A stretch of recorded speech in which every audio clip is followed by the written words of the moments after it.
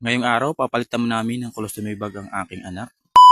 Hello mga idol, for today's video ay nagugupit na ako ng colostomy bag ng aking anak. Ngayon ay gugupitan natin paikot, tsaka natin gugupitan din sa gitna. Kailangan yung paggupit sa gitna mga idol ay hindi masyadong malaki para hindi gaano malawak yung magra-rush dun. Masakit kasi pag may rush masyado, sobrang lawak.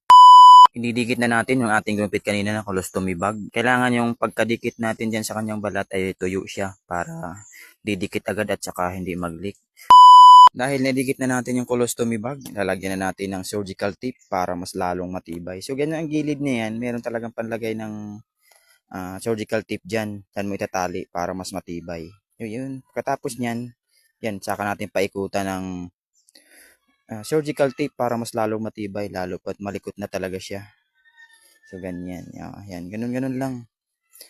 Ulit-ulit lang yung ginagawa namin. Yan. Saka paikot. Kailangan paikot talaga yan. Kasi sa ilalim. Saka mahilig kasi siya magkamot kaya kailangan mas mahigpit talaga yung pagkaka-surgical tip sa kanya. Paikot. So, ayun lang mga idol. Maraming salamat. At sa lahat ng mga sumusuporta, maraming salamat po.